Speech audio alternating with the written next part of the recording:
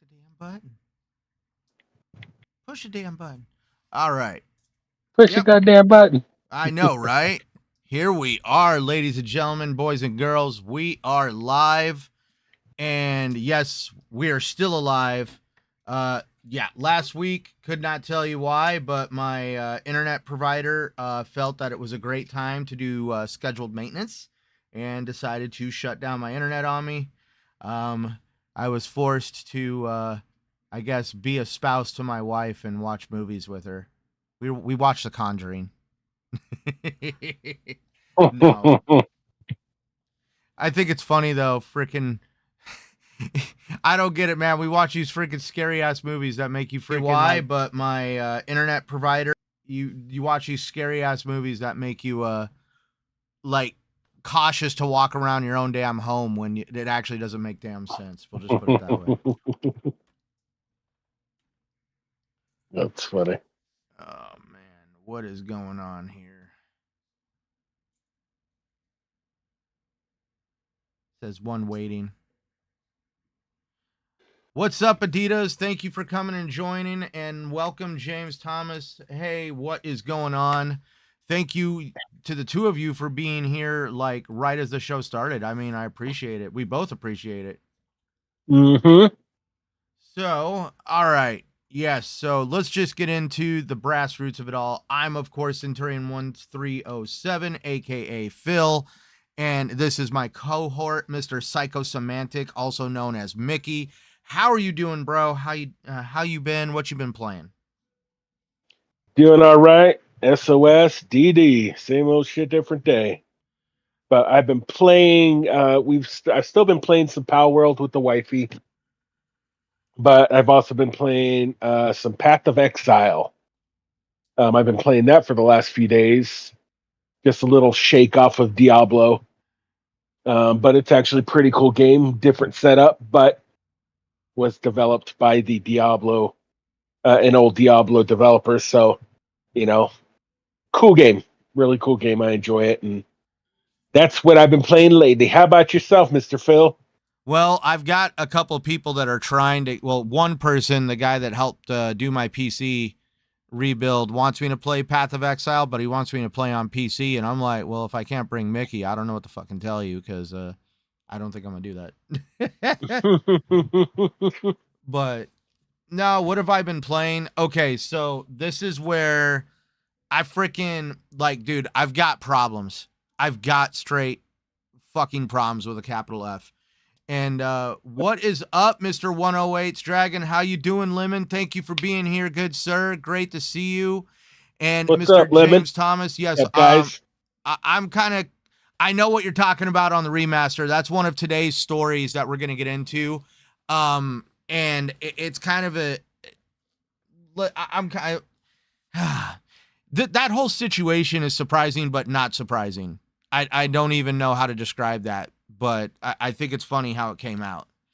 But for all those that are in earshot, Mr. 108 Dragons TV, aka Lemon, if you guys have never checked out his channel, it's 108 Dragons TV. Please go check it out. He's had me on the podcast a few times. Really awesome, great individual, awesome crew of guys over there on the Dragon's Den podcast, which takes place every Saturday. He just recently got to do a interview with Mr. Paris, I believe Paris Lockhart. I know the guy from Kind of Funny Games. Great interview. Enjoyed watching it and hearing all the banter that came from it. Really enjoy the content that Lemon puts out. And he actually puts a lot of work and effort into that content. I mean, carrying around cameras and all sorts of gear, going to gaming conventions. I mean, definitely a very unique channel that what I mean by unique, he doesn't really feed into the console war shenanigans, and he's just delivering great content when it comes to gaming news in general. So yeah, please go check him out. All right. So what have I been playing though, Mickey? That's why I was saying I got a fucking problem with capital F here. So I've got the game that I'm trying to be that I started, but that I got before Star Wars Outlaws, which was some King Arthur game that's like almost like Diablo-esque. I'm getting prepared to try to play Diablo with you. Okay. Um like it's like King Arthur, A Knight's Tale, or something like that. I'm enjoying it. It's definitely something you play a couple missions and come back to it. It's not something that's like, like crack, but you're just like, I feel like playing a couple missions. Then of course Excellent. Star Wars Outlaws. I've been putting Mm-hmm. putting in a lot more effort into that. I want to say that I'm pretty I want to say I'm probably maybe the halfway point in the game, but I'm also the kind of Okay. guy but you know how I am. I like to explore everything and do everything and Right. eavesdrop on every conversation, steal every smuggler's catch, all sorts of stuff. Um, I'm having a blast playing that. And there's always something that's kind of like keeping you involved in the game, at least for me. Like a game mechanic that unfolds, or a little bit more of the story that makes you intrigued, like the main droid in D5. You would so eventually, and I'm not trying like, I mean, at this point he's on the front cover of the game, so you have to be a fool to not recognize it, but eventually you'll encounter ND5, which is he's a special ops droid left over from the Separatist War. So he was part of the Separatist droid army. His Okay. owner fitted him with a restraining bolt to help override his normal software, which is for him to be a special ops droid that goes around and wages war for an army that lost the war. Basically the Separatist war ended like 25, 30 years ago. And so he doesn't talk about it. He actually wears a jacket to cover the restraining bolt, and he doesn't like to talk about it like when the chick tries to bring it up, and he always sticks to the same story that he's not broken. And so it kind of like you're getting into the story of like this droid, is he broken? Like, is he a slave under this restraining bolt, or is the restraining bolt by some chance giving him some ounce of freedom because he's not like hardwired to do what the Separatists wanted him to do? So like Mm. there's a lot more intriguing stories starting to unfold, and it's kind of funny, like, because he knows more about like the crime syndicates than Kay Vest does, and he's always educating her on something, but also at the same time he's also got this assholish dick nature to him when she's like, oh yeah, I could have kicked it with you back in the day, and he's just like, you wouldn't have lasted 5 minutes with me and my squad during the war. So like it's like so definitely I'm having a lot. What's up, Blue? Oh man.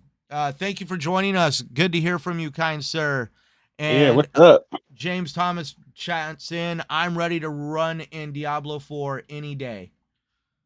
I'm pretty sure Mickey and Diablo, Mickey and the blue one here are ready to do that too. We'll just say that. That's for sure. Mm-hmm. Apparently, I need to have my gamer card revoked because I haven't played Diablo 4. But what else? Like, so we now this is where we're getting into like the stupid ass nature of it all. Um, I've been playing a little bit of The Crew too because for whatever reason, Ubisoft sold that game for $1. So I've been playing a little bit of The Crew too. Because of that, I ended up getting into Need for Speed. It's like Need for Speed Hot Pursuit, or not, it might not even be Hot Pursuit. All I know is it's the one with the live action, like street racing. Like there's like a live action movie that takes place as you play the game. I wanted to play something that reminded me of uh Fast and the Furious, so I was doing that. Um Also Age of Mythology. Haven't you been playing Age of Mythology? I thought you told me about that. I have played that a Ooh. few times as well. But you've got And more we need experience to in it. play together too, so we need to Right. play that co-op. Now, this is my first time playing Age of Mythology. I'm enjoying Mm-hmm. it. I want to say I've already done like probably 5 or 6 of I've already breached the walls of Troy. Now I'm just like, dealing with the army that invaded, but while we were trying to do that. And so I want to say, I haven't played the campaign yet. I've only been playing like the single player, create yourself. You know, you've been do your doing own map kind of the thing, custom games or like the skirmish. Yeah, the scenarios. yeah. Okay. No, it's a skirmish. So basically, you can create as many AI as you want to go against. You choose what god you want to follow and their gods, and then pick what kind of map you want. And then basically, it's just a free for all, basically. Or you can make teams, et cetera, et cetera. That's how you and I can play. We'll be able to play. So I've been playing the campaign to get used to the game controls and just the that's actual good. the actual mechanics of the game to be able to play it properly. Because if I was to play that game competitive right now, I'd probably get my ass kicked. Oh yeah, I haven't been playing against anybody else, just against AI, computer AI. So yeah. What's up, Faded Blaze? Thank you for joining in, good sir. What's up to you? And yes, I do got to play Warhammer. You know what the funny part is? I bought that game.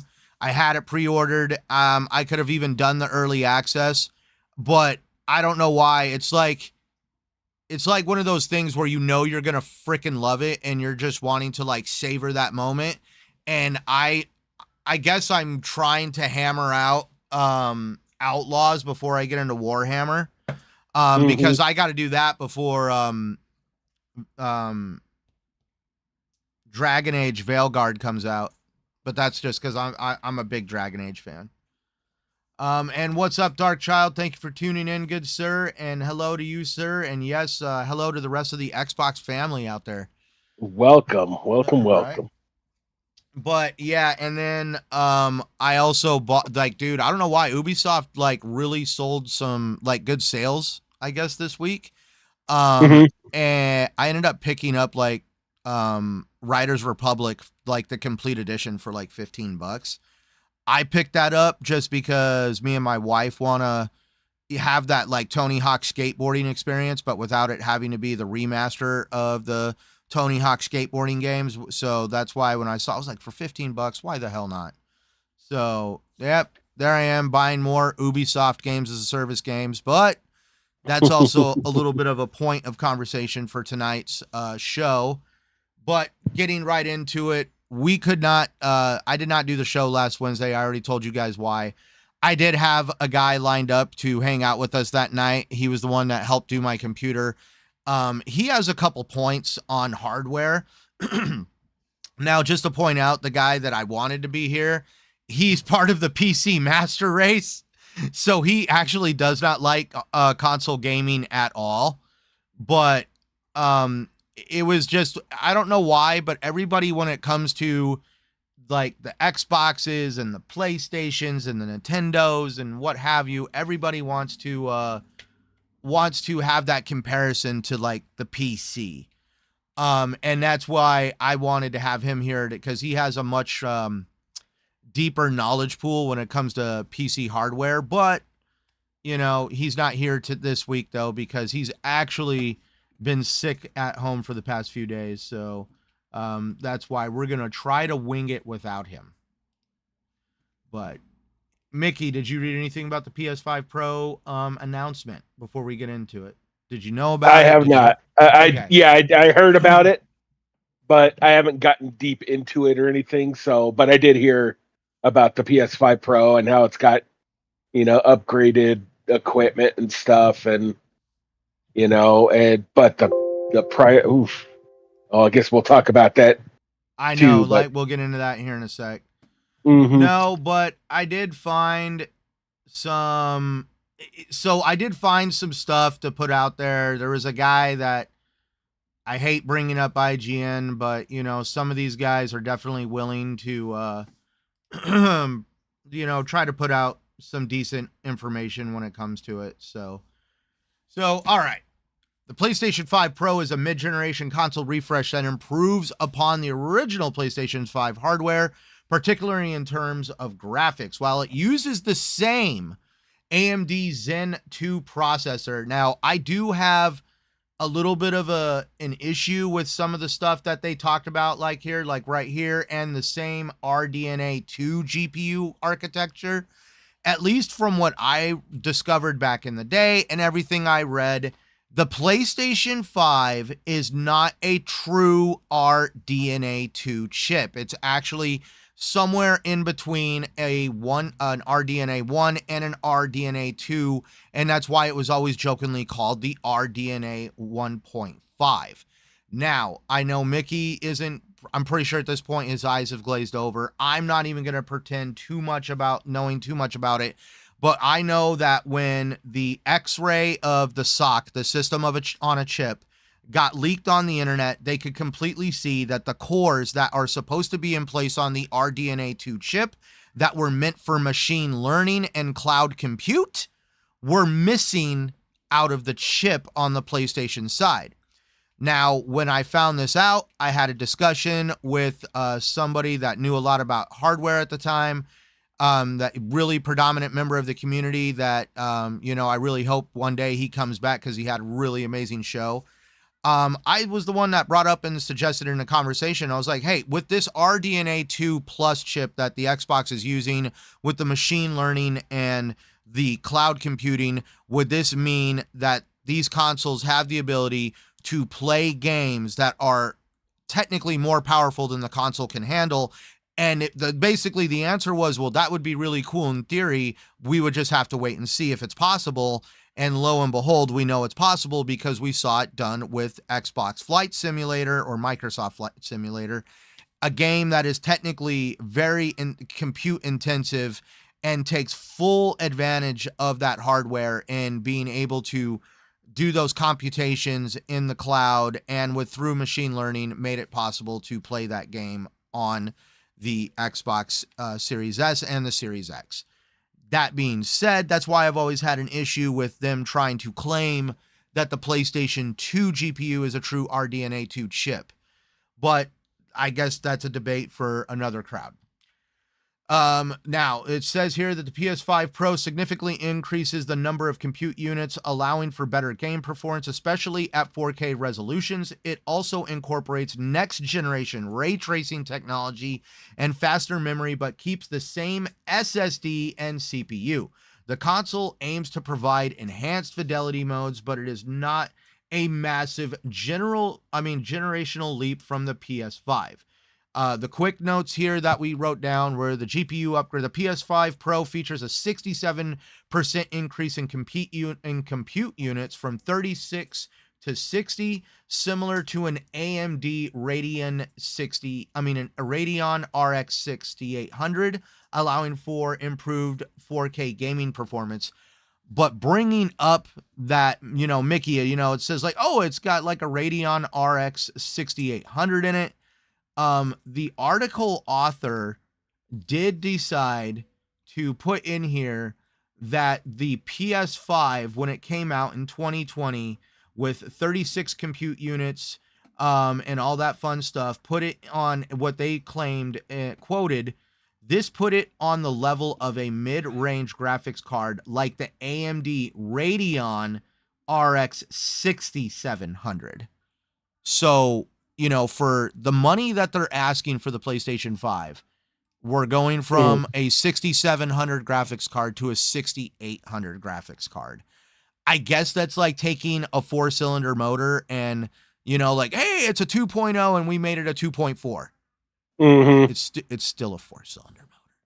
And I'm not trying to say that. I'm not trying to say that to knock it. I'm just trying to at least provide the information that, is being put in my hands. I don't know how to feel about ray tracing. Mickey, you know what ray tracing is? If I understand it right, like in video games, it's like the sunlight and stuff like that. That it has something to do with that, or yeah, am it's I way basically off? it traces the path. Like they use ray tracing to trace the path of light mainly. There's been some instances where they use ray tracing also in audio, so that way you get better audio.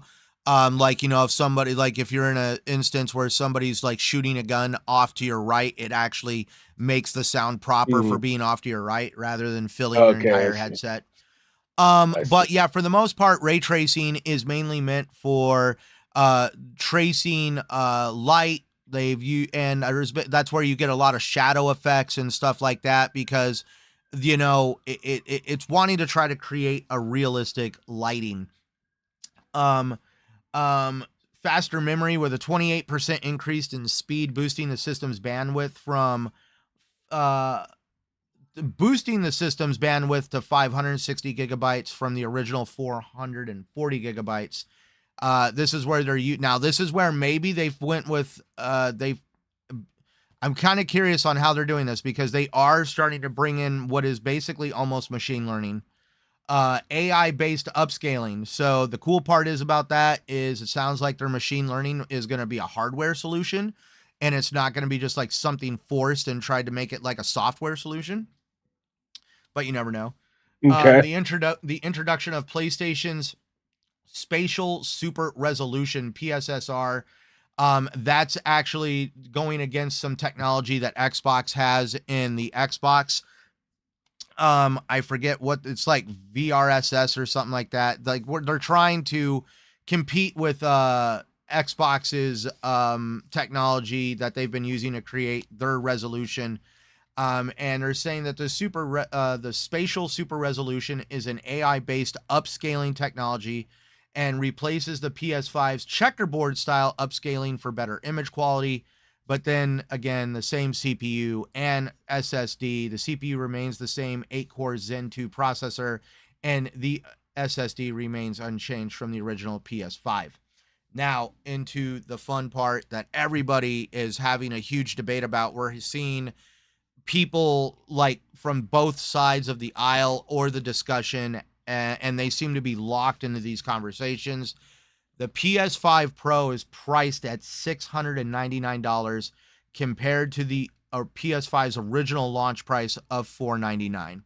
Now, this leads us into a point of contention of where people are having these questions, because for starters, generally when you have the better version of the console come out, the older version of the console goes down in price. Now, over the past few months or even the past couple years, we've seen the price of the PlayStation 5 go up, and now it's sitting at about $550. It does not look like it's going to go down. It looks like it's going to stay at its new price that PlayStation has elevated over time. And now the PlayStation 5 Pro is going to come in, because back in the day, it would be like the newer version of the console would come in close to the original asking price of when the console was first released. But now, like, we're at $700. Now, this is for an all digital console. There is no disc drive on this. So Right, this console is not just $700. If you want a disc drive for it, that's $80. If you want a vertical stand, that's $25. So basically, to create the entire package, you're actually going to be sitting somewhere around $805 American before tax. What do you think, Mickey? That's insane. I was thinking, because I talked with you that one night, and I was like, I was thinking about, that'd be something I'd get, but I was like, man, $700 though?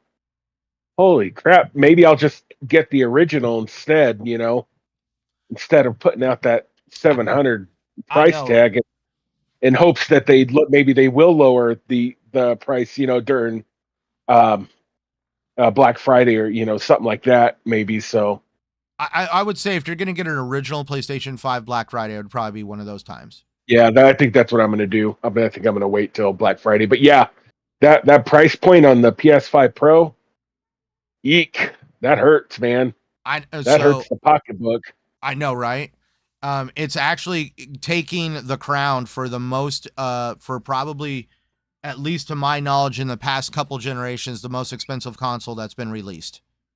I wouldn't be surprised if there was something that somewhere, like, where there was something way more expensive back in the 90s, but at least from my memory, since the inception of Xbox versus PlayStation versus Nintendo, I would say at least this, to me, out of the big three, this takes the crown. Yeah, I don't remember any of the older systems and stuff when they first came out being. Well, I'm not going to speak for like the Commodores and the stuff like that were completely out of my realm. Yeah, no, they weren't that expensive, no. So, what's up, Drew Blisky? Thank you for tuning in, sir. And Ricardo117, thank you for also checking out the show. He commented the ray tracing looks good for the first or second hour. See, that's where oh my god, Blue. Blue comes in with the comment, ponies should invest in a blow-up doll instead.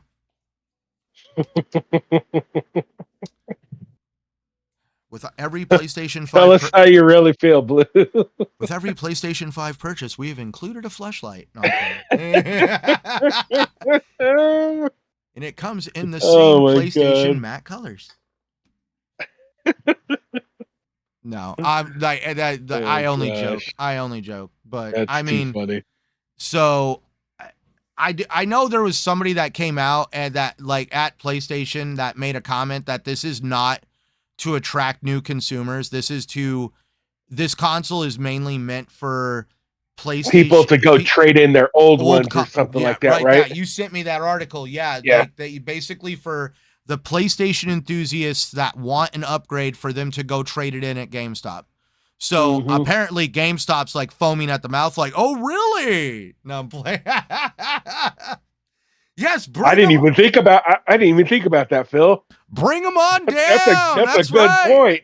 I did not even think about that. We will give you $150 towards your $700 purchase. Oh, by the way, did you want the disc drive and the vertical stand too?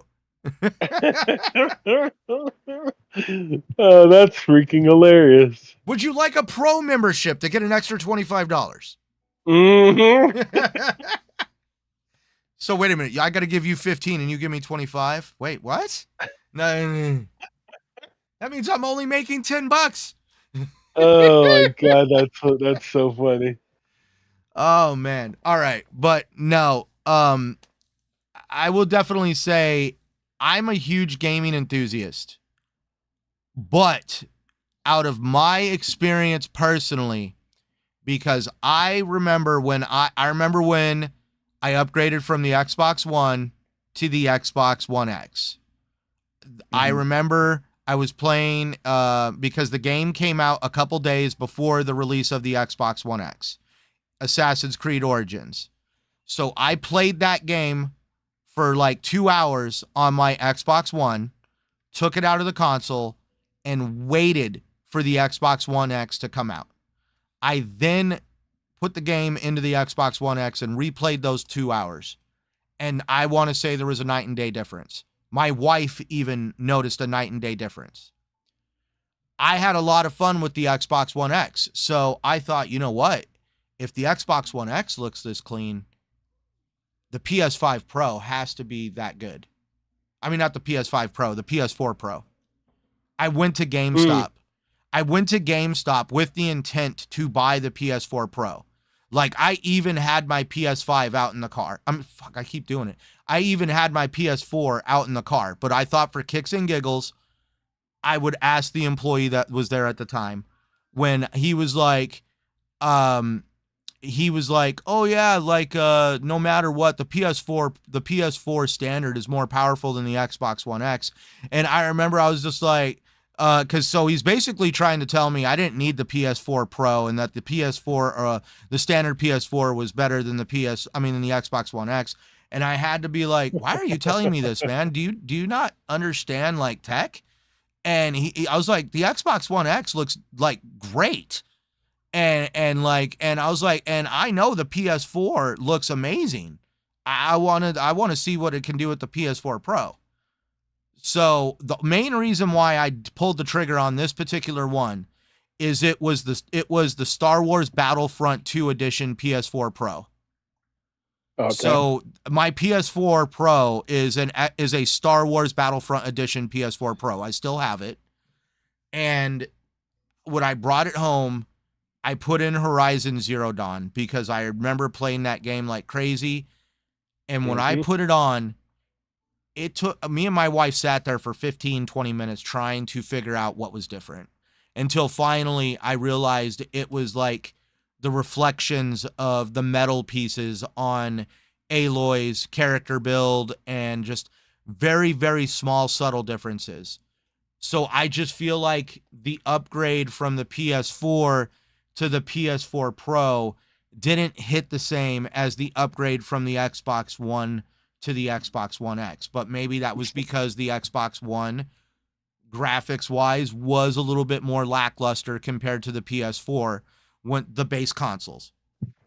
So is that what you're worried about between the PS5 and the PS5 Pro? Then is it like Yes, it's going to be like a minimalistic a yes. difference in the okay, I see. And that's where I'm like, I have barely a lot of time on my PS5 as it is, and it would be, at least for me, financially irresponsible, especially with, me trying to start a small business. Hmm. It would be Right. financially irresponsible of me right now with what I've got going on to try to just like justify like, oh, I want more. See, I'm one of these guys that are like, I like graphics and stuff like that. But if we look at like stuff that's going on, couple of notes here from Ricardo 117. The reason Sony increases the price for the PS5 is because they know PlayStation customers will pay whatever for PlayStation products.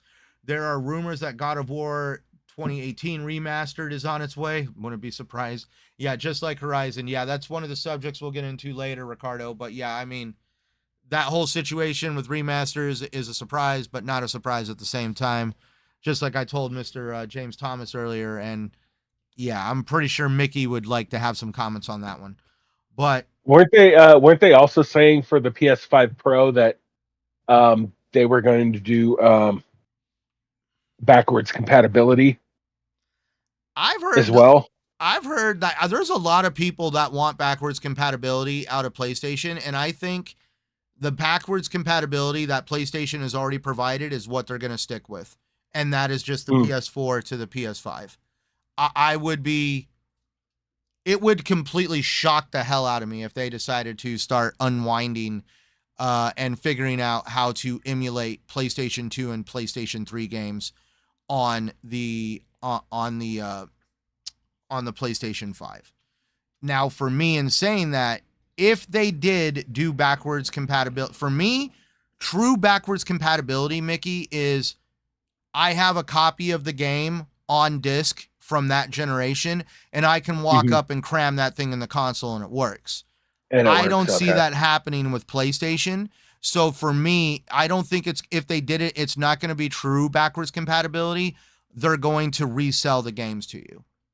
And I think more than Okay. And that, clearly, you wouldn't be able to do that on the PS5 Pro, anyways, because like you said, it's all digital, so unless you you bought wouldn't be the able to put a external disc drive, in. which Oh, is right, right, right, which is a right, different, which we'll get into here in a sec. But right. at least just to round out the announcement of the PlayStation 5 Pro, I mean, for those that are excited for it, let me know. I'm really curious. Like, time will only tell.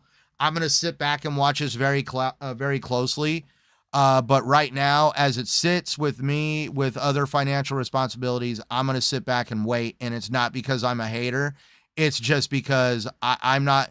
Even if I traded in my PlayStation, I guarantee you, I'm gonna probably end up having to drop $400 or $500, and I'm just like I want to get It's the not new. really a viable expense at this time. Right. That's crazy. I Yeah. even want to get the new Xbox Series X with all the stars on it and stuff.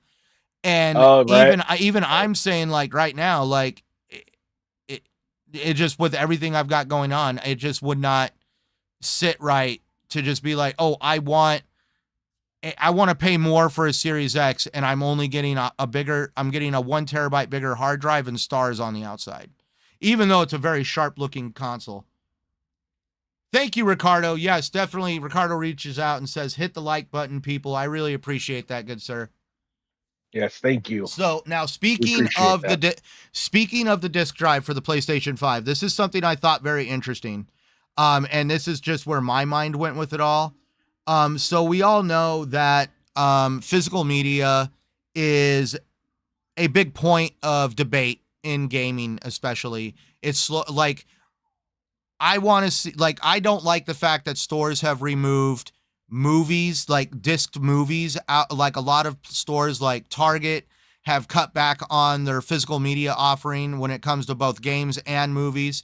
Best Buy has completely nixed selling physical movies.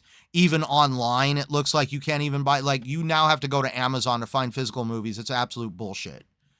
And so that's where, I mean, like, when I go into my local Zia Records here in Phoenix and these other places that provide physical media, like Fallout Games, Bookman's, they're always packed and crowded. People are always buying media. And we're also seeing a resurgence on CDs, records, and even cassette tapes. That being said, it's really interesting that even though PlayStation has released an all digital console, here we that's where we where is it at? Yep, there it is. Let me open this. I'm gonna get my notes out. PS scalpers are already profiting off the PS5 Pro disc drives. So the scalpers are already going after the disc drives. They know that people are going to need this accessory. They are already moving. Oh my goodness gracious. The scalp mill is already going.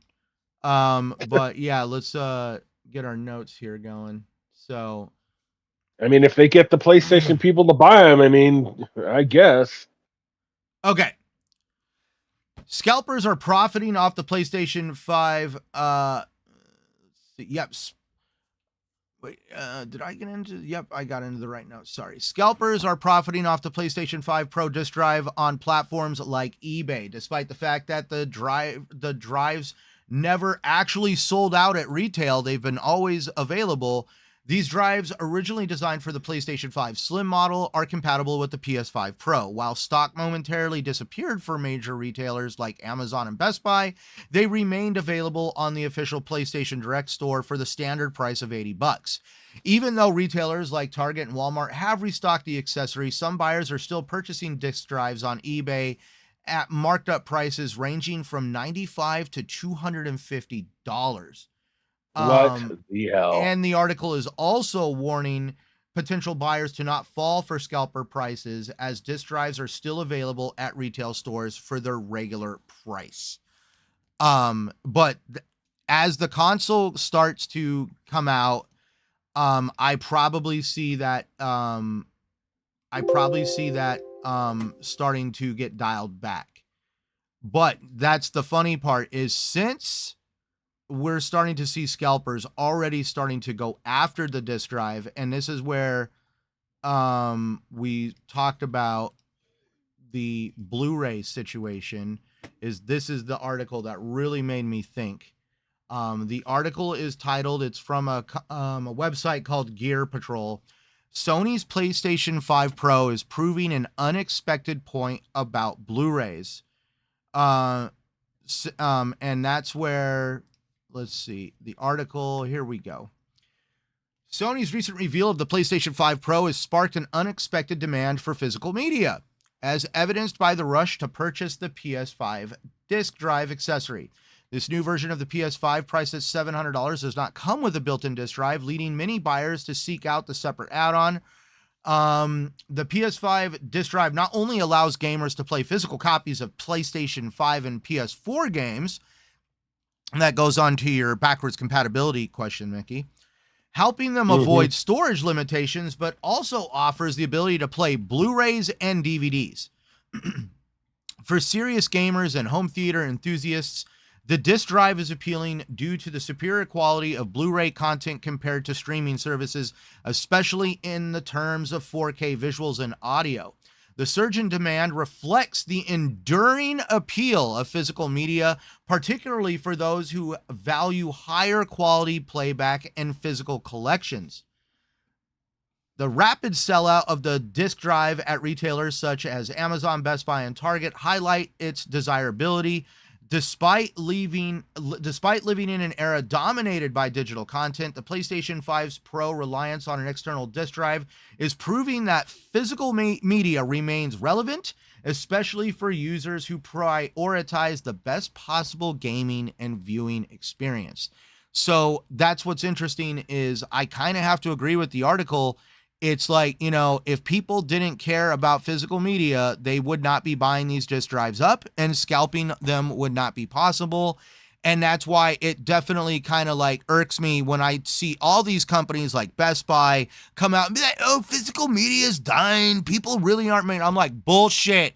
The only reason why I used to walk into your stores was to go look at the movies. Since you clean the movies out, I couldn't even tell you what the fuck is going on inside of Best Buy right now.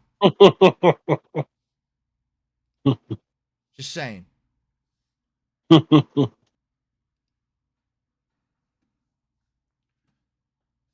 Vanny Kochik wrote in, if I was serious about game preservation, I would invest on NAS servers and back up my games and other media on those servers. Physical media is not true game preservation. I would agree on that. I would like, see, that's the thing for me. My main heart is towards movies.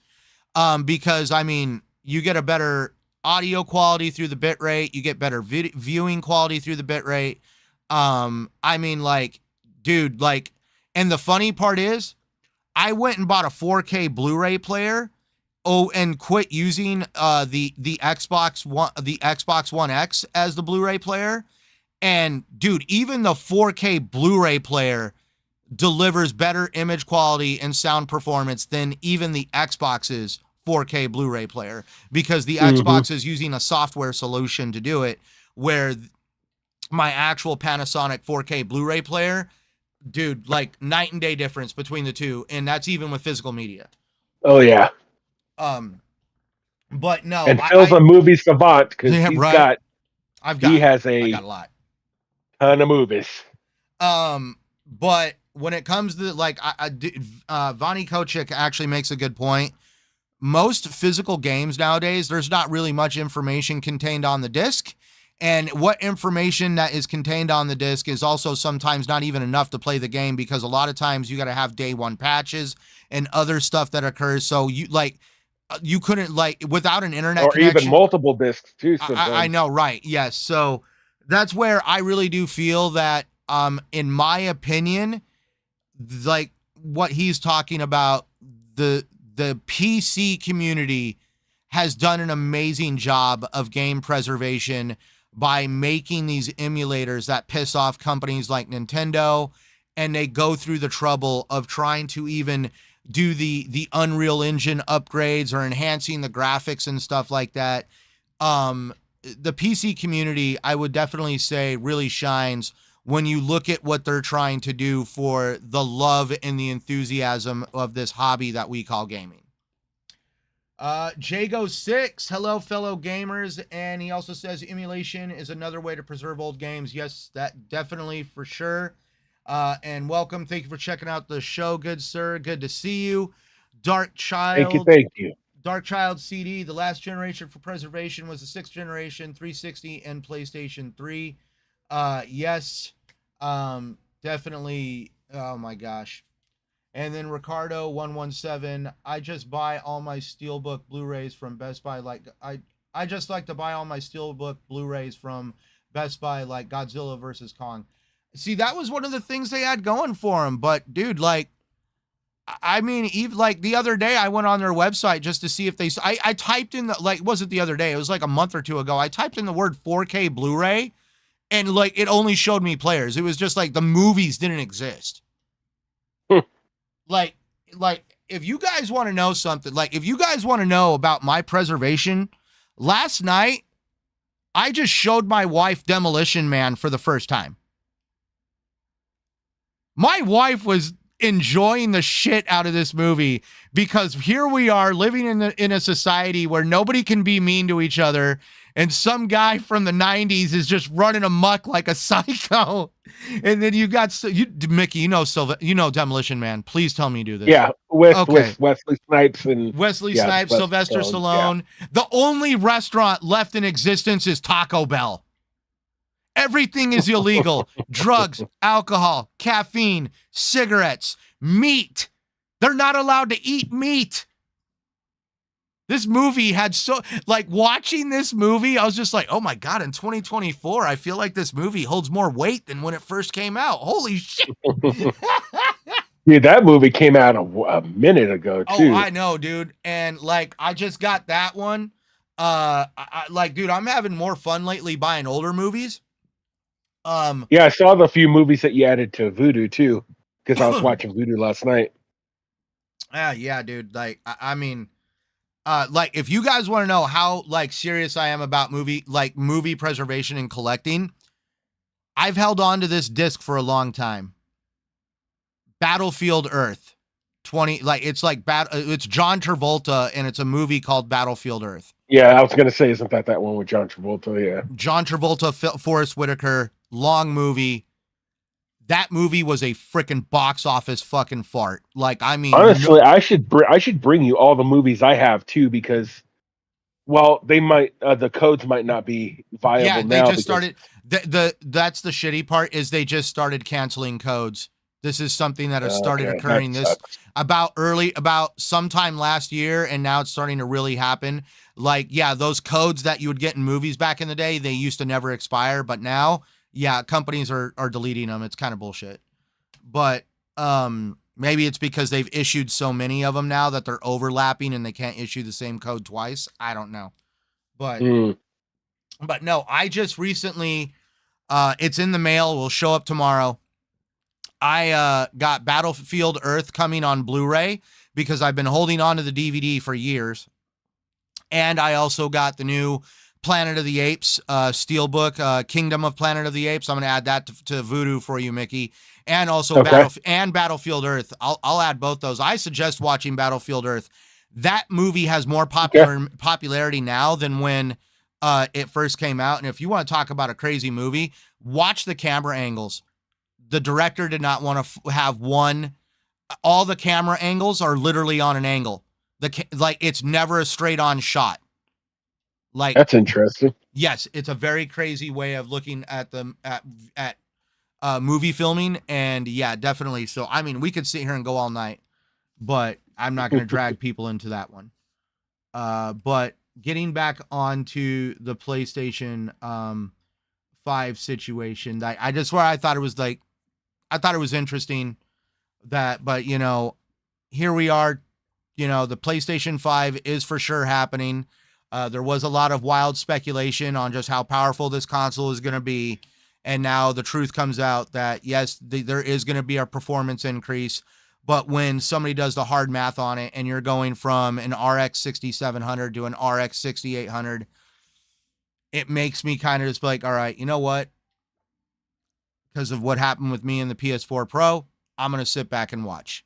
If something Hmm. happens, Digital Foundry comes out and says something, or I see a lot of people whose word I like to trust and take in the gaming community start raving about it. Maybe it might be something I would pick up next year for like a birthday present or something. We'll just put it that way. Hmm. Right. So now, Mickey, getting into some but now before we get into all the top news, because I've got like 1, 2, 3, 4, 5 other things that don't relate to PlayStation or Xbox directly. We've got one article here though that does relate to Xbox, and that's where we're gonna have a little bit of a discussion. So, Mickey, before we get into the conversation, how happy are you with Game Pass and its offerings? I love it. I Okay. enjoy it. I download stuff like pretty much all the time, so Okay. just to check it out. So that being said, so you're saying you're downloading stuff all the time. As a matter of fact, you Hmm. are currently playing probably more than likely Age of Mythology using Game Pass, correct? Hmm. That's Okay. correct. Well, Xbox came out and decided to release some stuff, which has some people kind of talking. And this is a little bit of a point of conversation, and I want to get your input on it. So, we've been eating pretty damn good when it comes to Xbox's offerings. Just recently, we had Flintlock: The Siege of Dawn come out. We just Hmm. had Age of Mythology. There's even a game that I've even been playing a little bit yesterday. I forgot to mention it, but it's like called Star Trucker. It's literally freaking truck driving in space. Like Mickey, download it and check it out for a little bit. I'm almost like, dude, I mean, like, it's literally I'll take a look. I'll take a look. Dude, it's not easy. It's not easy. You've got like highway lanes that you got to follow. You got all these controls. It's like, it's like literally Truck Driver Simulator in space. Star Trek. Some of the games they come out with. Dude, my wife is watching me play it, and she's like, what the fuck? But this is kind of like interesting at the same time. That's too funny. So I probably put like 3-4 hours into it, just driving around and getting dude, stay on the highways though. Do not go off the highways. You'll hit space debris, and then all of a sudden you're outside patching holes on your ship. And dude, it's like I've been driving along, and it's like, oh, you just lost oxygen. Pull over and fix that. Really? So yeah, no, there's been some fun stuff going on with Game Pass, but now here we are. So here's the article, Mickey. Comicbook.com. Xbox Game Pass reveals final September releases, and console users are not happy. Okay. Xbox Game Pass subscribers, especially those on console, are expressing frustration following the latest September releases. Xbox revealed just 3 new titles for the remainder of September, with only Wargroove 2 being available on consoles. So Wargroove 2 is the only game that will be available on console out of the 3. The other 2 games, Frostpunk 2 and Aria History Untold, are exclusive to PC. Many console users are unhappy as the PC Game Pass service, which is cheaper, is getting more games in September. Compounding the dissatisfaction, 9 games, including popular titles like Gotham Knights, Phoenix Wright Ace Attorney Trilogy, and My Time at Portia, are set to leave the service by September 30th. While it's not uncommon for games to rotate out, the combination of fewer new console games and notable departures has left some subscribers feeling shortchanged. However, October might bring relief for console players, with Call of Duty Black Ops 6 arriving on October 25th as a day one Game Pass release. And not only that, but so we are going to have Call of Duty in October. We're going to have Stalker 2 in November. We're going to have Indiana Jones in December, and we are going to have Avowed in February. I could not tell you what is going to fill the gap in January. For all I know, January could be another September where it's like, hey, just try to catch up on the shit we already gave you.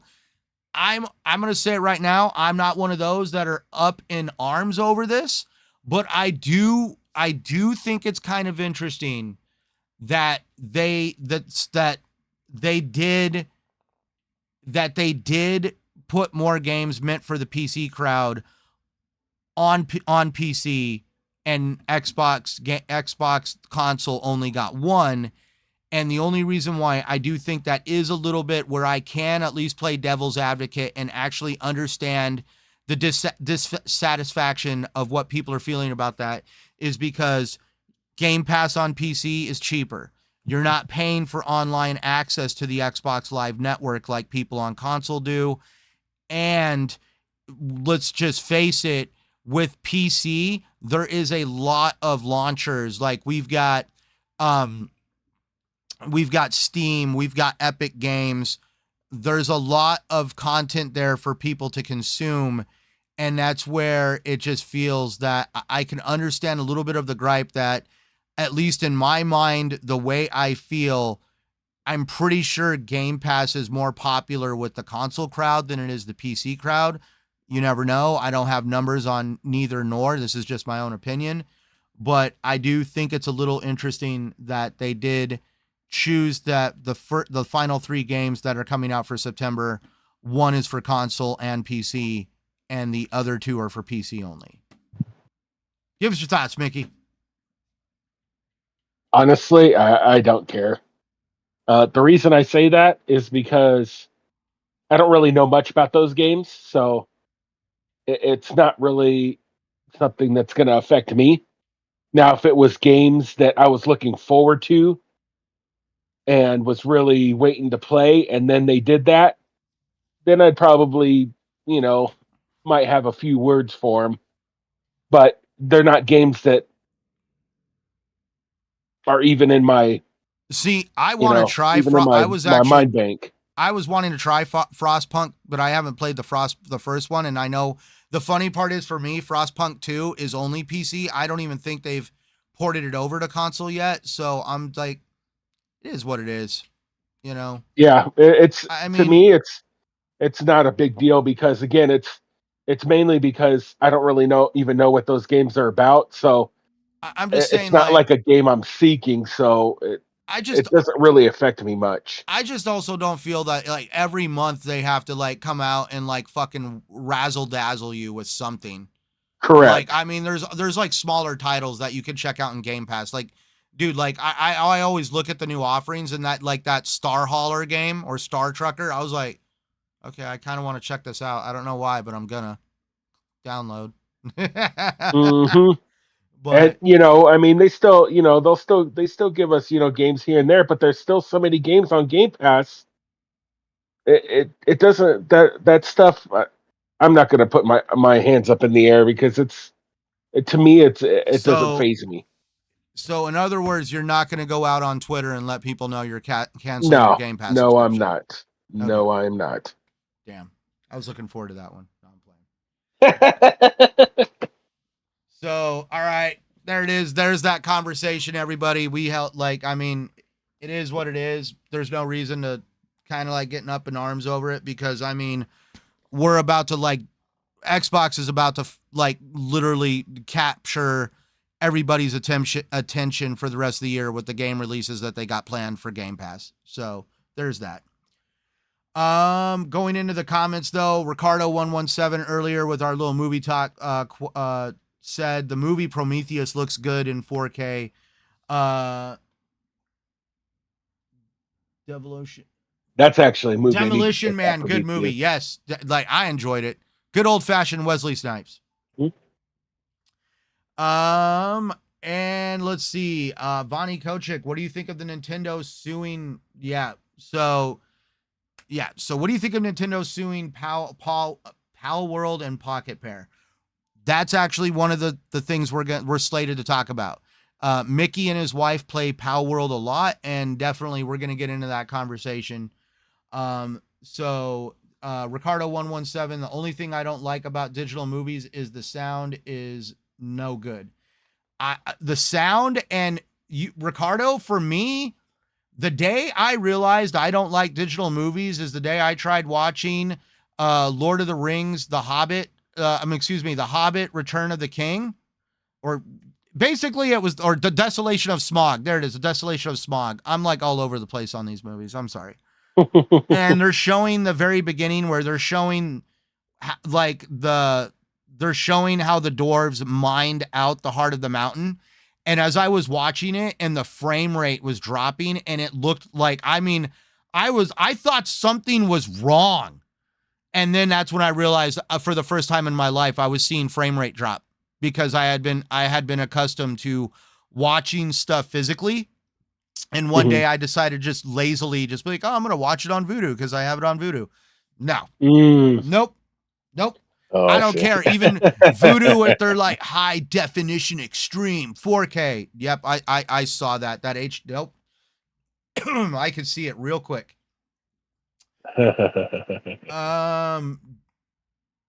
Like Jago commented on Kochik's comment stating that Nintendo could face a countersuit because their characters are not original. They also their characters are not original. They also copied the character likeness from another established company before Pokemon. I'm curious on how this whole thing is going to work out, but yeah, we'll get into that. But Ricardo 117, the only thing I want to see is how much the difference will be between PS5 and PS5 Pro with GTA 6 and Black Myth Wukong. Yeah. Yeah. Black Myth Wukong. I get it. I'm curious, especially with GTA. I heard a rumor that they wanted to like release it with GTA 6, but then I guess it was like, oh, the game was delayed. GTA 6 is supposedly getting delayed, so there's that. GTA 6 releases in 2020. Chicken Eye 210. GTA 6 releases in 2026. New Xbox the place to play, in my opinion. That's gonna, yeah. You never know if Xbox releases a new console in 2026 to time that right. That'd be an interesting one right there. Mm-hmm. And yes, here he That's true. is, the man, the myth, the legend, legendary Yobi. Hashtag peace, love, life. He says Nintendo are cornballs for going after them now when they should have pulled the trigger when the game was first announced and the trailer came afterwards. They waited until they got they waited until they got PalWorld got money. I hope it That doesn't get that's ugly exactly since what I was PalWorld is thinking too. doing business with Xbox and Sony. So I hope it works out for everyone involved. So I guess, all right, cool. Well, we covered Xbox. Let's just get into it. Let's have some fun, and then we'll cover our other top articles because we're already talking about it. I mean, there's no point in pretending at this point. So here we go, kids. All right. As highlighted, at least when I found it, by avclub.com. Nintendo sues Pokemon with guns game PalWorld. And they actually put the funny part is about it, the article actually says Nintendo finally gets around to suing Pokemon with guns game Mm-hmm. PalWorld. Nintendo is claiming that the smash hit indie game PalWorld infringes multiple patent rights held by itself and the Pokemon Company.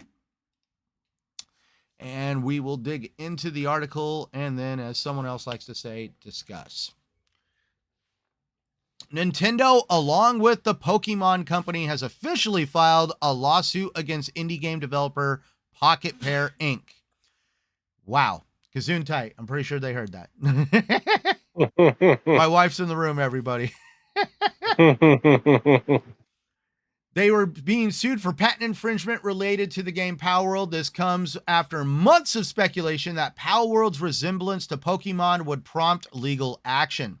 Nintendo claims that PalWorld copies elements from Pokemon and Nintendo seeks an injunction and damages. So they want them to turn the game off if they're trying to get an injunction. Damn. PalWorld, which features monster catching gameplay with a twist, including arming the creatures with guns and exploiting them, was a major success, selling over 8 million copies and raising concerns due to its striking similarity to Pokemon. Okay, so some of the key points that we wrote down here are Nintendo's lawsuit filed in Tokyo District Court. Say that 10 times fast, kids. Claims PalWorld infringes on multiple Pokemon-related patents. The Pokemon Company, co-owned by Nintendo, Creatures Inc., and Game Freak, is also part of the lawsuit. Despite PalWorld's success, despite its indie origins, the game sold 8 million copies within its first week and garnered over 10 million concurrent users on Steam. And going into the accusations of copying, many players have noted that the creatures in PalWorld closely resemble Pokemon, which likely triggered the lawsuit. And there we go. And here it is. One of the reasons why Nintendo is a little up in arms is with the unique gameplay twist. PalWorld differentiates itself from Pokemon by arming the creatures with guns and allowing players to exploit them in ways that parody Pokemon's more family-friendly image. So, I mean, Mickey, you PalWorld did not. I played a little bit of it, but it did not. It did not hit for me, at least me personally. Mm-hmm. So, how about you give me your 2 cents on the situation? Let's get into that. Okay, so I know of Pokemon, but I don't know I know that you throw the ball or throw the ball out and your Pokemon pops out and it's a battle or whatever. But you know, it seems like PalWorld has a lot of differences. Yes, it does have some similarities, obviously, with the creatures and stuff, but I don't know. It took them an awful long time to to come up with the lawsuit for one, and I think that may end up hindering them in the lawsuit because I just think that if it gets to court or whatever, they're going to be like, okay, well, why didn't you do this originally? Then why did it take you so long? But with the differences that they have, you can build your base. Um, Obviously, like you said, some of the pals are armed with weapons. You can get different items that will turn your pets into a weapon for you. Um, I mean, there's just so much to that game. I don't know. I mean, the only similarities really are, yeah, some of the pals do look a bit like some of the Pokemon, and the ball throwing and stuff. But I don't know if they've really got much to really stand on, to be honest with you. But I don't know. Again, like I said, I don't know everything about Pokemon, but I don't know.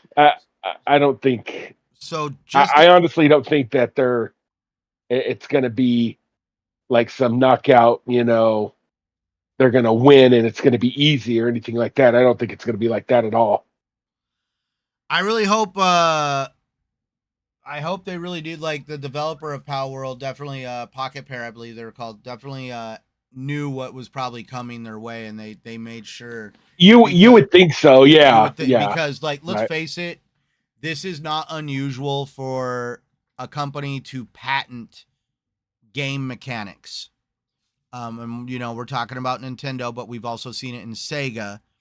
There's a very prominent Sega game. Let's see if anybody can guess it, where you drive around in a taxi picking up people, and then you drive like a madman to drop them off. And the whole idea is to keep doing this to rack up as much time as possible to drive and do as many fares as possible.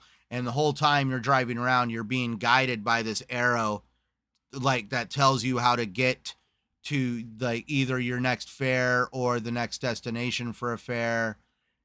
Mickey, I'm pretty sure you know the game I'm talking about at this point, right? Crazy Taxi? Yes. The Yeah. mechanics for that game were patented, which is why the game has never had a game like it released. There was a developer that Mhm. tried to create a different version of the game, and it was absolute trash from what I heard. But Oh, I yeah, see. but yes, the Crazy Taxi, the actual game mechanics, the mechanic of driving a taxi, being guided by an arrow, picking up fares, just the mechanic, the core gameplay was patented.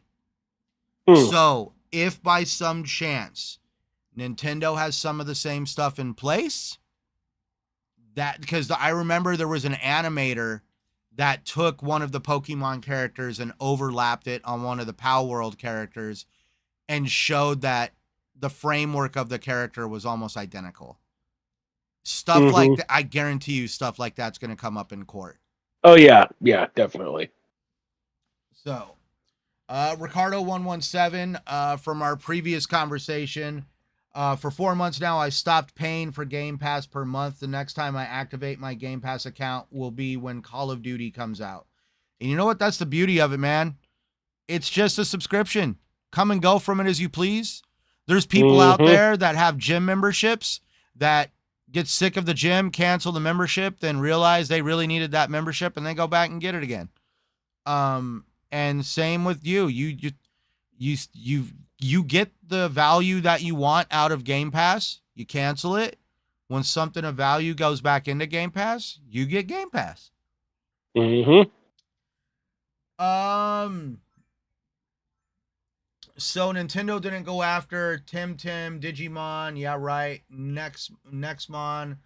Oh my God, you're getting into shows I know nothing about, but Koromon, Evo Creo, Monster Crown, Cassette Beasts, Yokai, and many upcoming Pokemon games. Nintendo is full of shit. The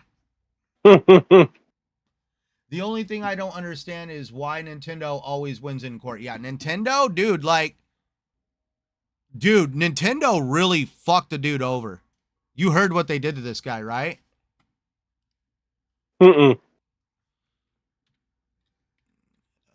Like here, Nintendo sues man bad. Let's see if we. Yes, here it is. February of this year. So this man, his name is Gary Bowser. What is the name of Mario's enemy? Yeah, Bowser. Bowser. You can't make this shit up. The man who owes Nintendo $14 million. The hijacker whose involvement with anti-piracy software ended in a jail sentence that emerged from prison, struggling to make rent as he starts paying his fine. So yeah, in April 2023, a 50-year-old programmer named Gary Bowser was released from prison after serving 14 months of a 40-month sentence. He got out for good behavior, reduced his time. I mean, he looks like a very nice old man. But now his options are limited. For a while, he was crashing on a friend's couch, blah, blah, blah. And as soon as we need to start sending checks to Nintendo. Bowser owes the makers of Super Mario $14 million, and he's probably going to be spending the rest of his life to pay it back. Let's see. He basically created a mod. He started becoming a face of Nintendo. Okay.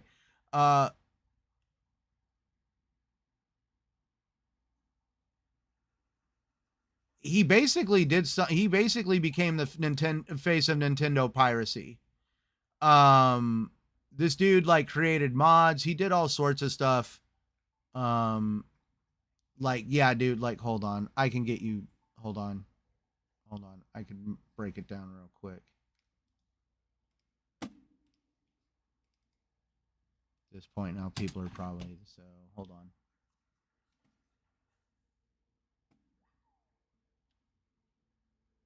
Okay.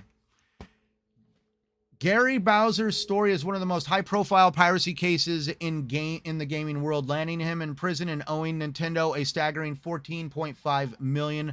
Bowser was involved with Team Executor, a group that produced hardware allowing users to bypass anti-piracy software on Nintendo consoles, including the Switch. Though his role was primarily updating websites for the group, he became the face of the piracy operation, leading to his arrest in 2020 and a 40-month prison sentence, which he only served 14 months. Yeah, so like that's where that's pretty much what I mean. He didn't really create the tools. He was just more of a middleman that was like updating the websites, but I guess because he became the face of this group, I mean, like it sucks for him and I feel really bad, but I mean, this is just how ruthless Nintendo is. You still there, Mickey? Oh yeah, okay, you're still there. Mm-hmm. You're just like taking it all in. You're like, whoa, Nintendo did what? I'm just listening, paying attention. Yeah. So yeah, that's where it. Yeah. Oh, those are games, not shows. I'm sorry, Yobi. I don't play them. I'm sorry. You are definitely educating me on that stuff. Because that is one thing I never got in. Like, I mean, I was the guy playing Mario's and Zelda's. I never got into the Pokemons and the stuff like that. I will be truthful. But I'm sorry. Like, I mean, yeah. Remember, kids, pirating Nintendo games is always morally correct. Yeah, Drew Blisky. I used to be one of these guys that would because I collect movies. I'm not into the whole pirating movies thing. I actually don't. To me, the idea of pirating something, I mean, I'm not going to steal something from Walmart because they're a major corporation. I'm not going to pirate a game because of X, Y, and Z. But I've kind of like taken a little bit of a different stance when it comes to what Ubisoft did with The Crew, on how they completely delisted The Crew, removed it from people's libraries, made that game completely inert. It's worthless. And people paid good money for that game. And so essentially, I now don't like the idea or the conversation that I'm not allowed to take money from Ubisoft or other game companies by illegally downloading your game, but you can take money from me and take the product back that you sold me and say, sorry, we're done with it now. Thanks for the money. F off. I don't really, no. That's where, like, dude, piracy is piracy. Whether you're stealing the game out of my fucking library or I'm stealing it off the internet from you, piracy is piracy. So, cool. I guess basically us little, when a consumer does it, it's piracy. When a corporation does it, it's just business. Bullshit. And that's where even Jago makes a good point. Jago 6, thanks to piracy, we have game preservation and access to games we can no longer play. That is absolutely correct. Because of game piracy, there's a lot of old Nintendo games and other gaming software that is kept alive by individuals that create emulators and other means to play these games. And also some of these guys that literally dissect the cartridges, hook them up to a computer, and actually download the software that's on the cartridge to basically make the game work. So yeah. And Drew, you're absolutely right. So I guess we'll get into the next big conversation. And this goes into Drew Blisky's comment. Crew 2 and the Crew Motorfest is getting offline mode, according to Ubisoft, but that's because they could see the writing on the wall. And what writing are we talking about? Well, let's just get into that. So we've all known for a while now that Ubisoft has been taking games out of people, like they shut down the Crew. This has been a very common practice for other companies, but I guess the Crew was the last and final straw that broke the camel's back. So, Mickey, you remember what I told you about the EU, right? About the petition that they had going around?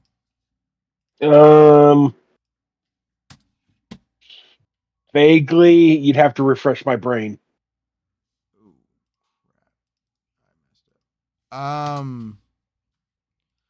So the EU was putting out a petition about making it basically a law that game developers and publishers have to make sure that their games can continue to work offline, or the customer has to be refunded. Right. Okay. Yeah. Now I remember that. Right.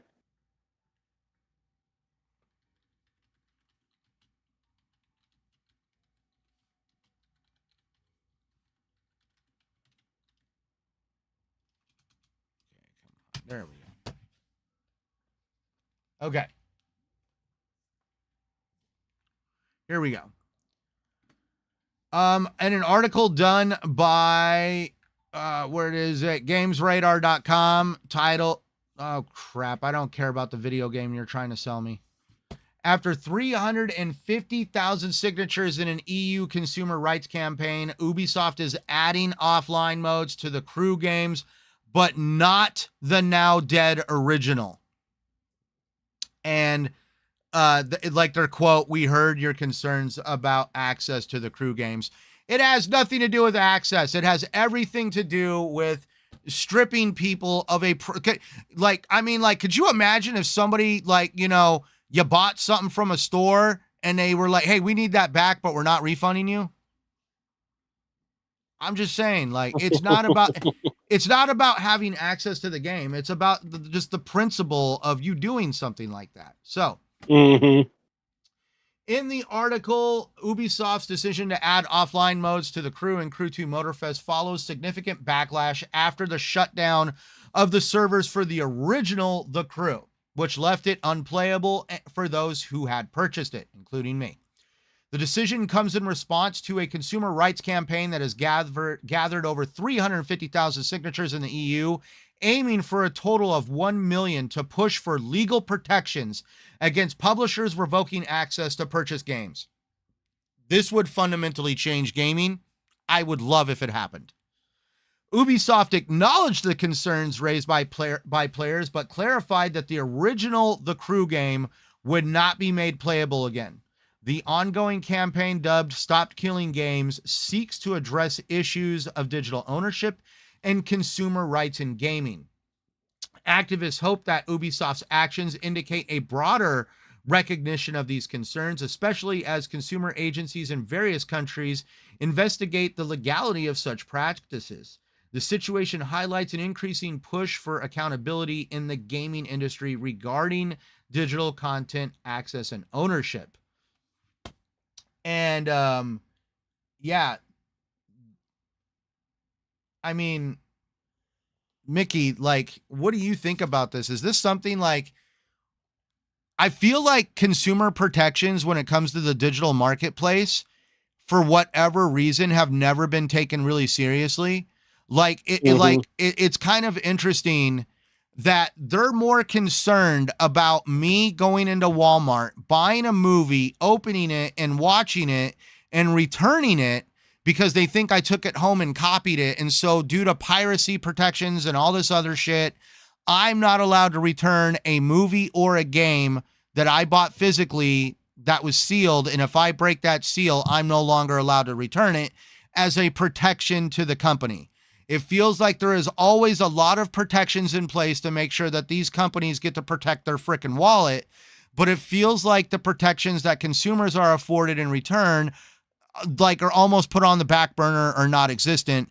And I really feel that digital ownership has compounded the issue with now like instances like this happening with The Crew, the Discovery Channel stripping people of stuff off their libraries, PlayStation stripping people of stuff off their libraries, all sorts of stuff occurring where people basically, it shows that just because you own something, you have something digitally, like, it's like they twist words now. You don't own a game digitally. You bought a license to play the game digitally, but at any time we're allowed to revoke said license.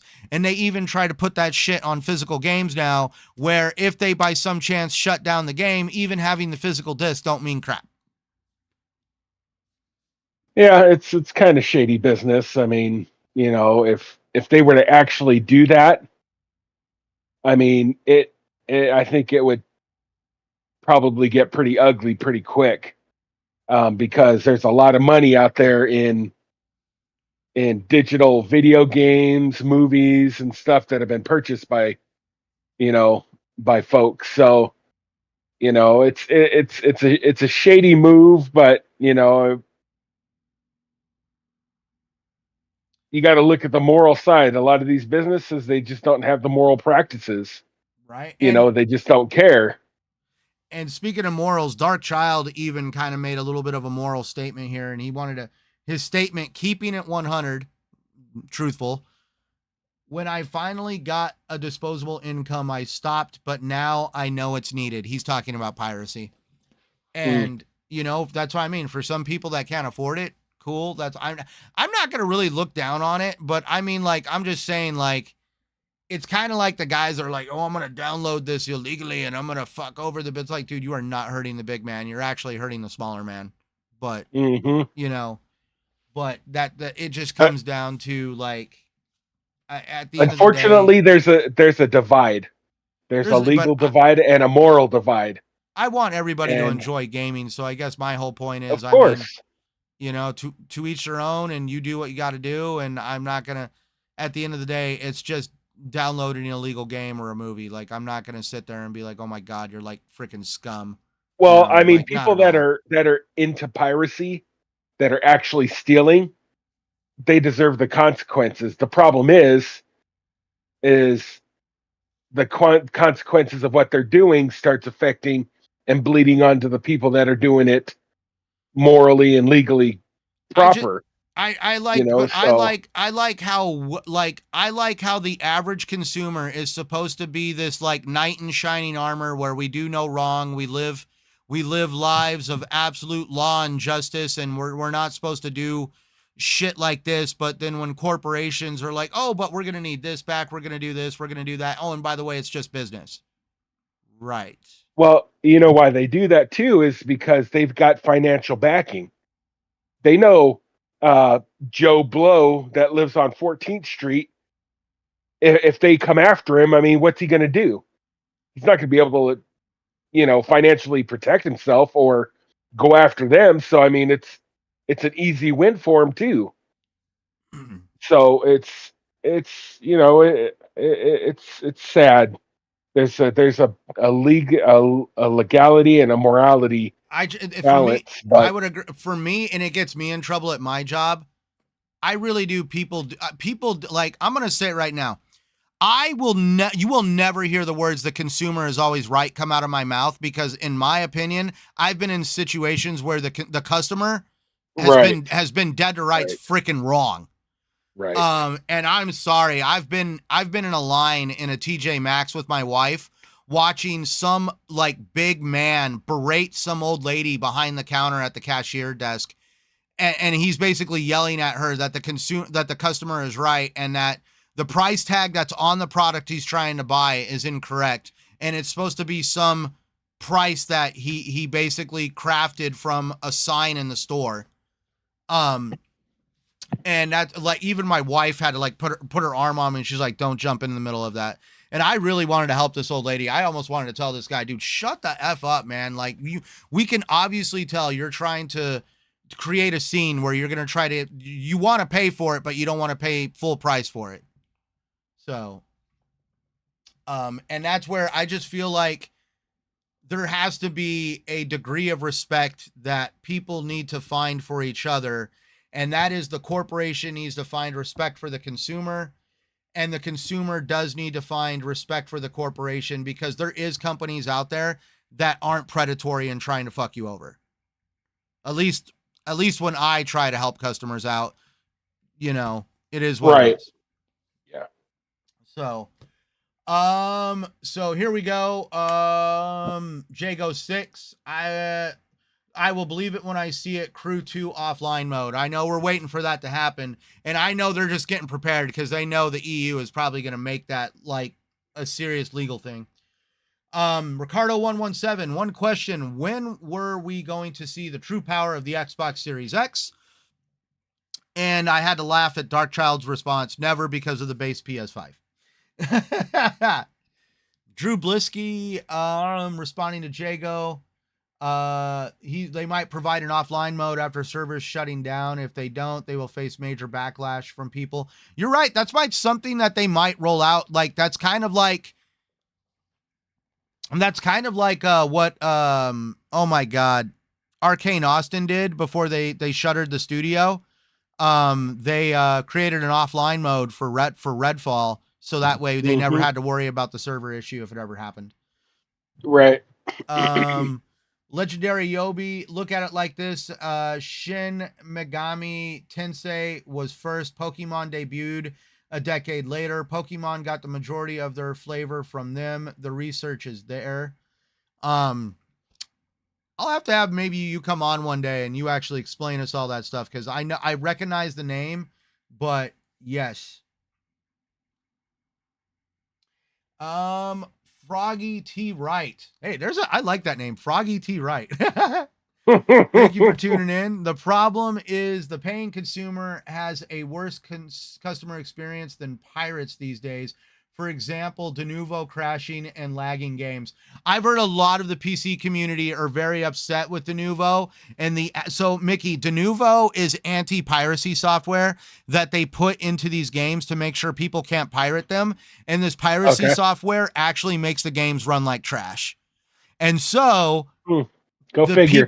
People in the PC community crack the game, remove the Denuvo, and they have pirated copies floating around on the internet with the de novo removed. And when they do performance tests on them, the game runs better. And generally, most companies that put a game out with de novo in it, after the game has been out for a certain period of time, they release a patch removing de novo anyways to restore the optimized functionality of the game. That is too funny. And here, Yobi, honestly, Centurion, Game Freak, and Nintendo. What pissed the fans off about them is we wanted a Pokemon game just like PalWorld, but the money had them stuck in their repetitive, boring formula. Exactly. That I've heard a lot of people say that about how previous Pokemon games that have come out are very lackluster and are become garbage, extremely repetitive and boring. And that's what happens when you come up with, like, when you become complacent. And that's why I always say, no matter what, things can change. Look at what like how people feel about Pokemon with Nintendo, and you could see maybe the same thing unfold one day with PlayStation, with these big over-the-top cinematic driven experiences that are just like these blockbuster freaking movie experiences, and they are losing the core concept of gaming in creating experiences. Like the developer of Warhammer 40K Space Marine 2 just came out and said, hey, we just wanted to make a game where you can just go out and have some good old-fashioned gaming fun. No political shenanigans in it. No controversial shit trying to be cornholed into the game, and not trying to like do over-the-top cinematic experiences. They just wanted to make a game where you could just run around and shoot shit and have fun. Like, so... But all right, so moving, because hold on one sec.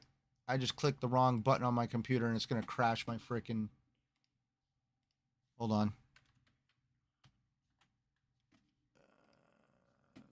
Freaking, it probably just. Yep, hold on.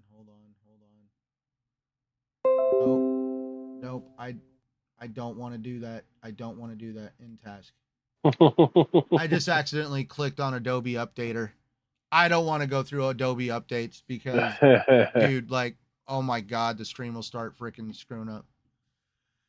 All right. So also we have two more articles, it looks like, right here. Cause I'm just going through all my stuff here. Yep. We got two more articles and then we'll get everybody out of here. So one was already mentioned in the chat earlier, and we are going to bring that conversation into the light now.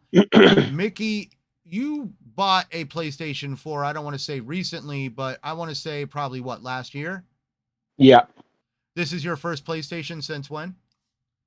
Since I don't think I had a PlayStation 3, so I think PlayStation 2 was the last one I had. Okay. So that kind of puts it where Mickey's at when it comes to the PlayStation ecosystem. Now, but one of the games that you did buy with your PS4 was Horizon Zero Dawn, correct? Correct. What'd you think of that game? I liked it. I still gotta, beat it and stuff, but how old would you say that game it was a fun game. 5 years? It was released in 2017, so 7 years, 8 years. Okay. All right. Do you think that game deserves a remaster already?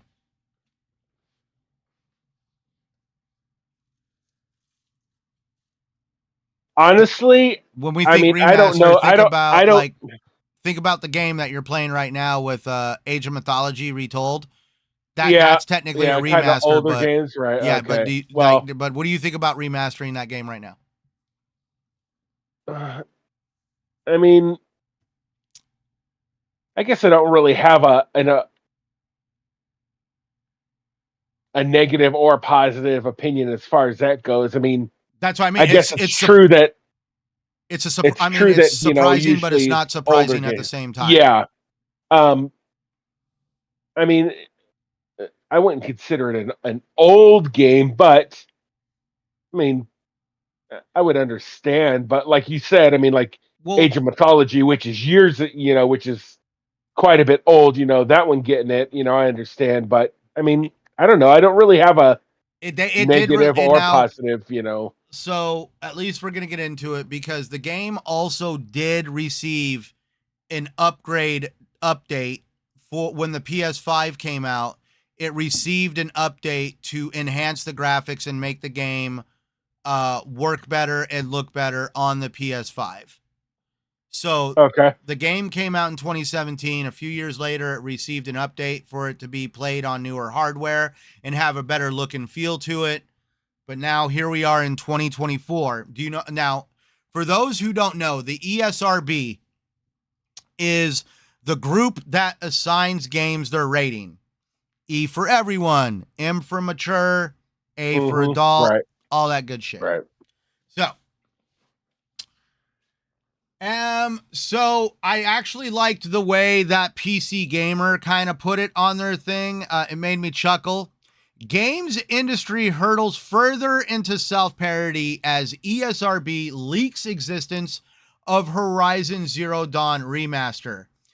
And I have to laugh where it literally says, meanwhile, Bloodborne languishes in console prison. There's a lot of people that want Bloodborne put on like PC and all this other stuff. And it's just like, it's like the games that people are demanding are a no, but the games that like, I think it was like something like 60% of like PlayStation users said they did not want a Horizon Zero Dawn remaster. And yet PlayStation was like, yes, that's the one. Right? Mickey, you there? Yeah, I'm here. Can you hear me? Yep. I don't know what the hell happened. I told you. I clicked on that damn Adobe thing and yeah, OBS disconnected for a second, guys. So sorry if there was some weirdness, but getting into it. Okay. Getting back onto the conversation. The ESRB has leaked the upcoming Horizon Zero Dawn Zero Dawn Remastered, set to release on PS5 and PS5 and PC. The revelation raises eyebrows given that the original game released in 2017 already received significant updates and remains visually stunning. Critics question the necessity of a remaster, especially with the recent announcement of the PS5 Pro. The existence of Horizon Zero Dawn Remastered was revealed through the ESRB's rating board, and apparently they're very common for this to happen. The remaster is expected for both PS5 and PC. The original game was updated for PS5 and is still considered visually impressive, leading to skepticism about the need for the remaster. The announcement comes shortly after the Sony's PS5 Pro reveal, suggesting the remaster could be a showcase title for the console. The situation highlights a trend in the gaming industry where remasters of already well-regarded games may seem excessive or self-parodic. And consumer response, despite criticisms, hold on, it didn't get, but yeah, they actually went in and where is it on here that I had it highlighted? But yeah,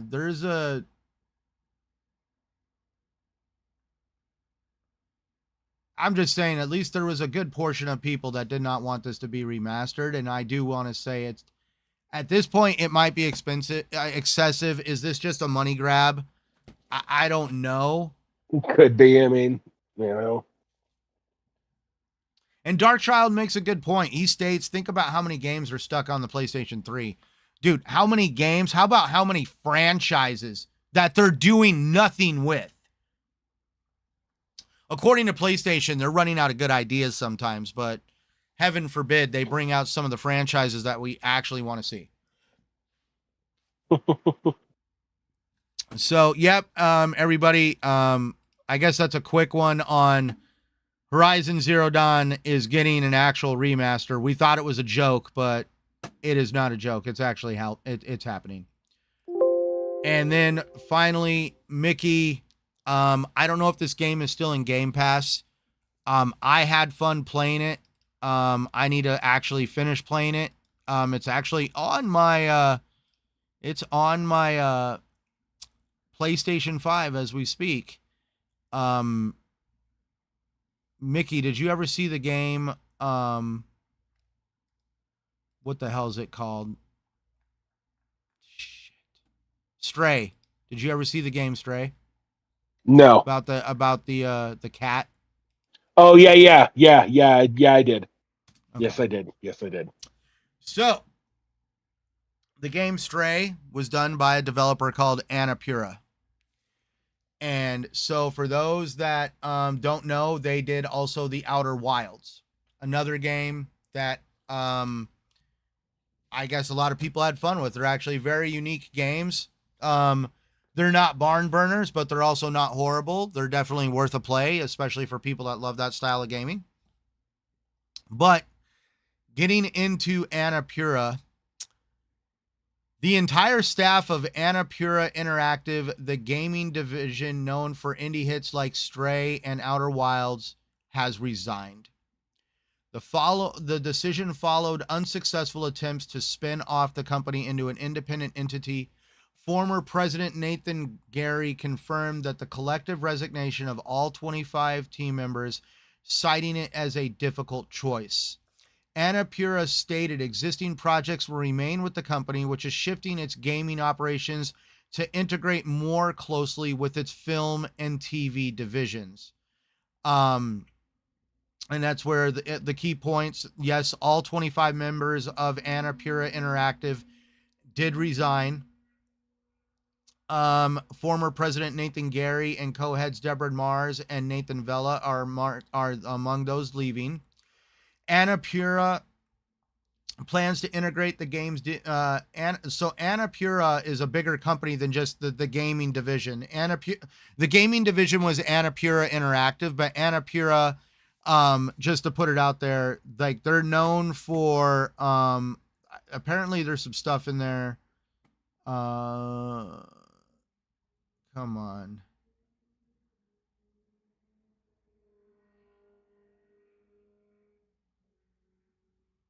Oh, come on. I had it written down.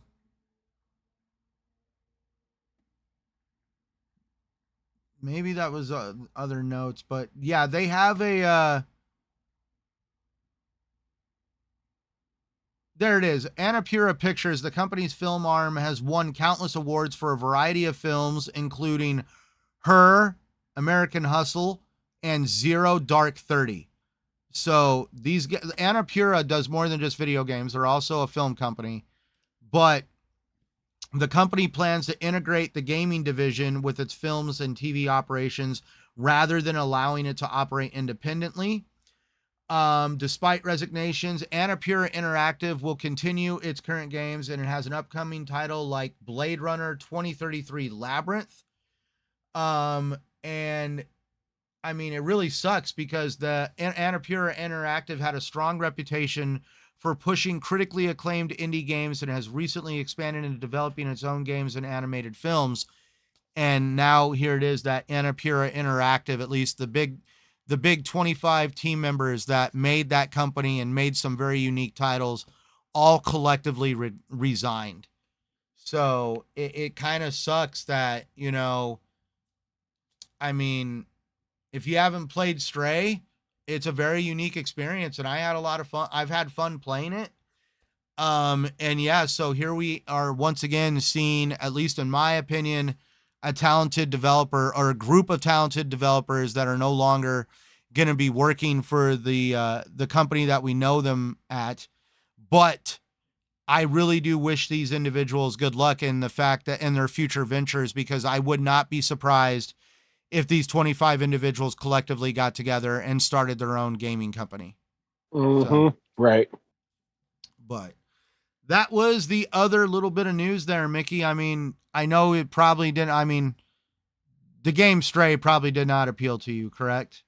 Well, I heard about it, but I never played it, so I know it had to do with a cat, and I think like walking around like you're an actual stray or something. But I never played it though, so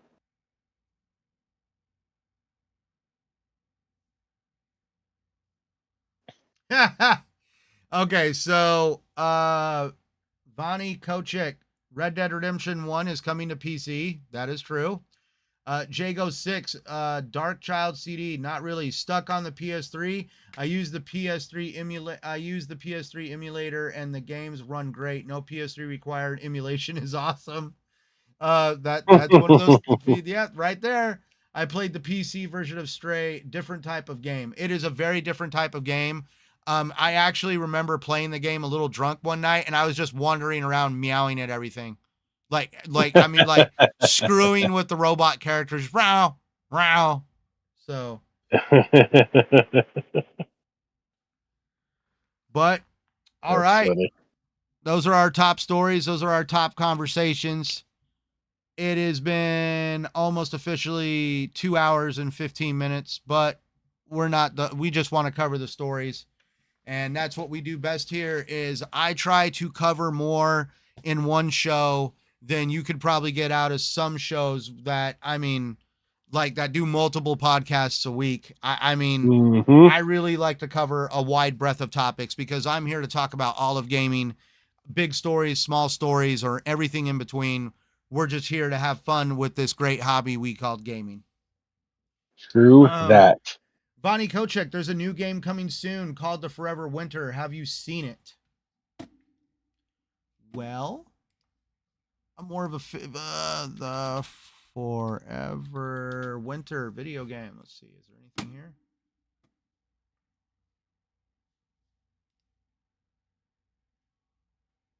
I've not heard about it. I have not seen it, but I'm gonna be up front.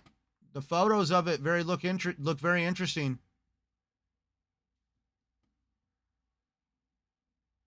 I see it's on Steam. Is it?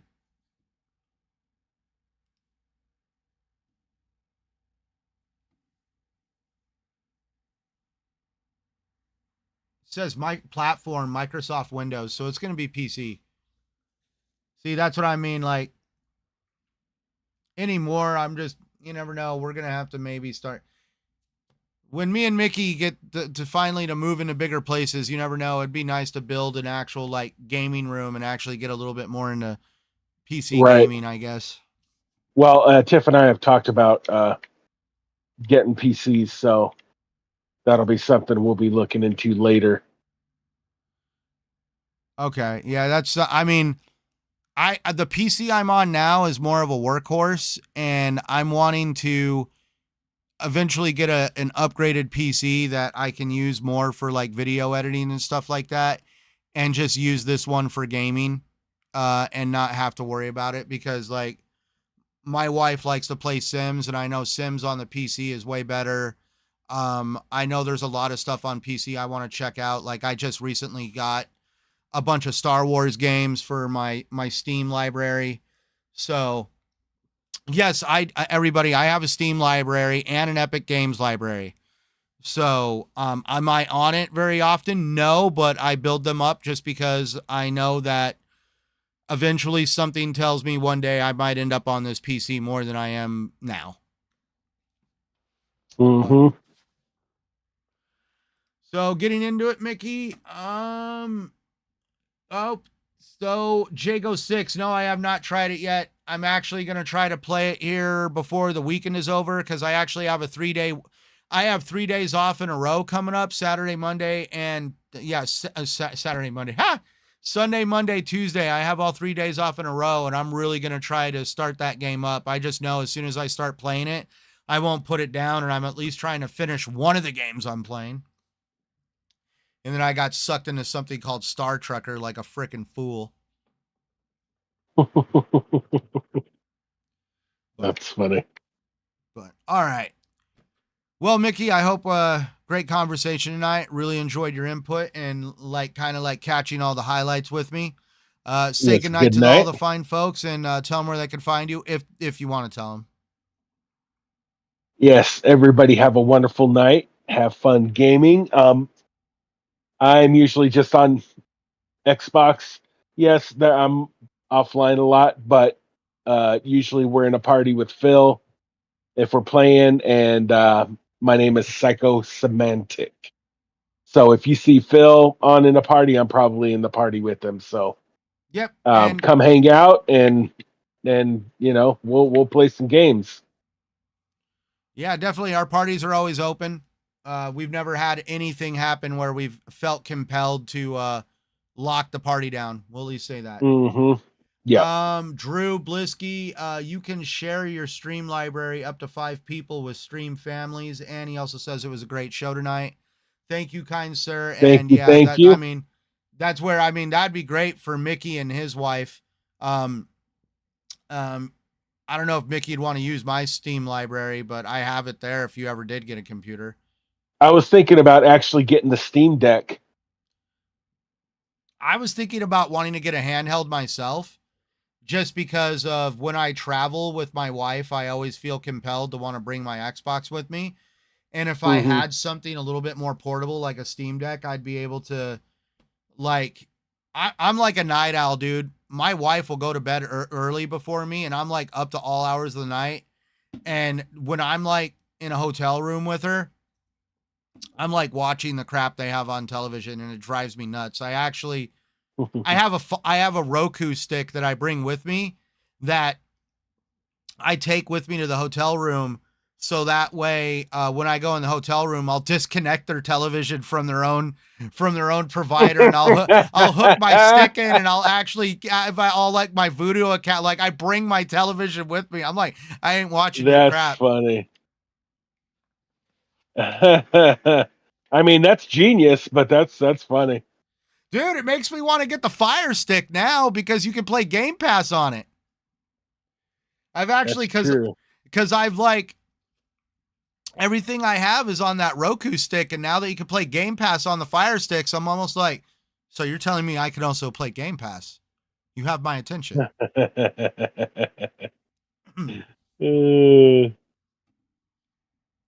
But all right. Thank you, everybody, for tuning in tonight.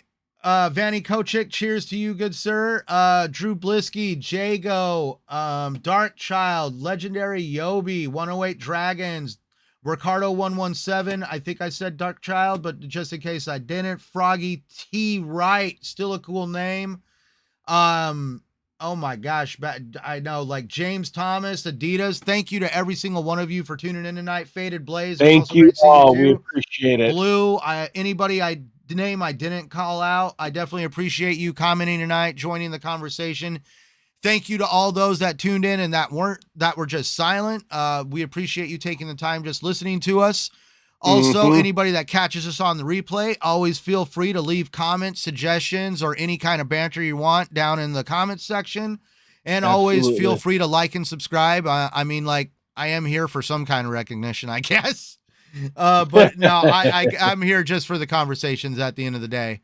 So thank you, everybody, and we will see you all next week. Have a wonderful night, guys.